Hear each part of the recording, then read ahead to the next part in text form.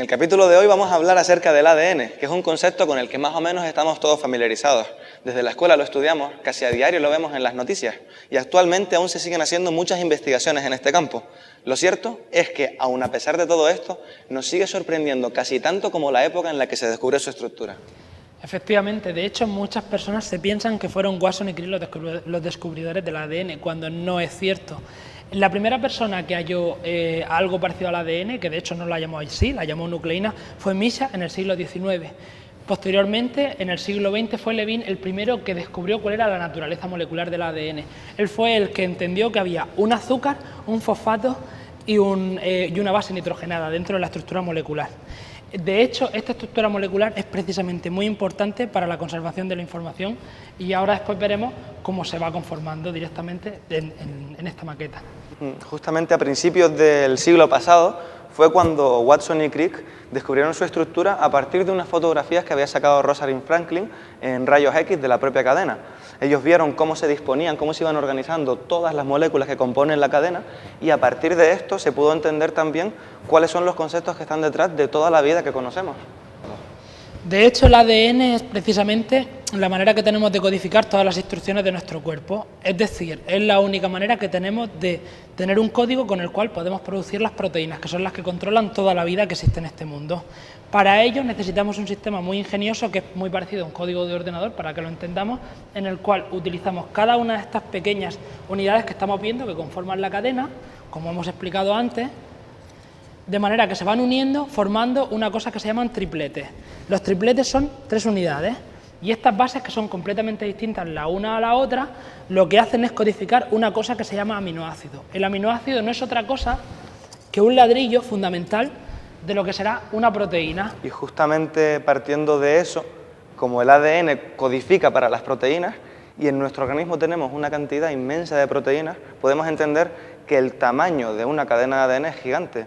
Pero es que además, si tenemos en cuenta que no todo el ADN codifica para proteínas, sino que hay una parte aún mayor que no codifica, podemos ver que el tamaño del ADN es aún muchísimo más grande de lo que estábamos imaginando.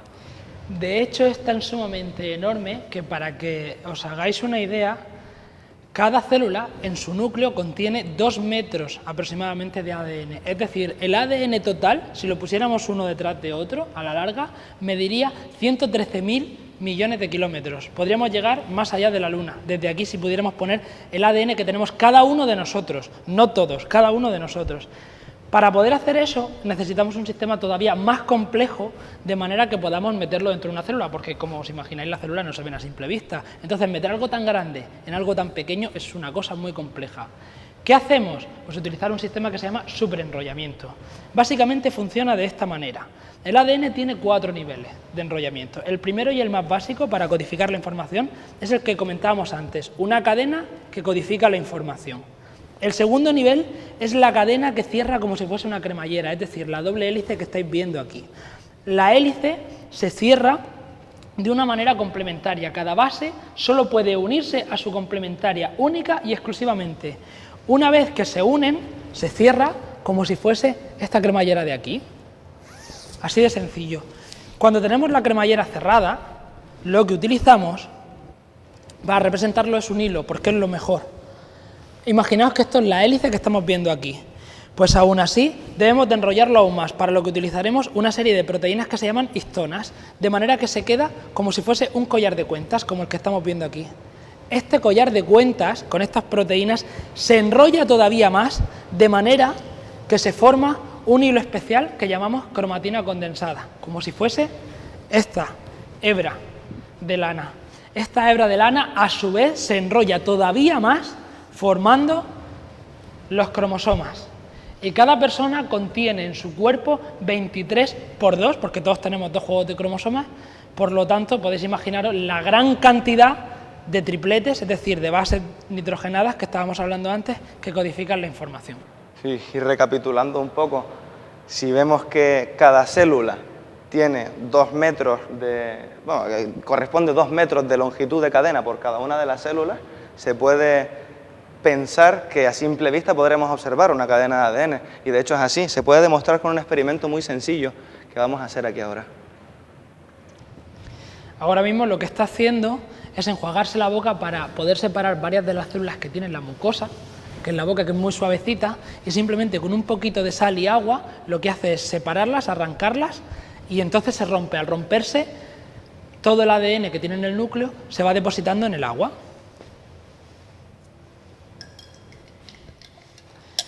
Lo siguiente es muy sencillo.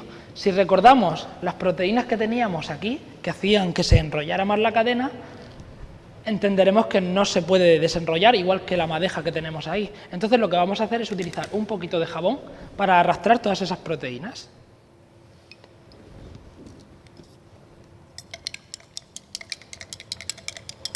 Una vez que está bien roto, lo que tenemos que terminar de hacer es arrastrarlo todo para liberar la cadena, que es el hilo final.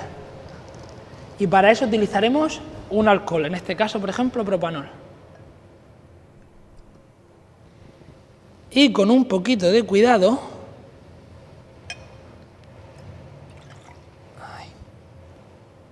al final, lo que se separa es una nubecilla pequeña, ahí está.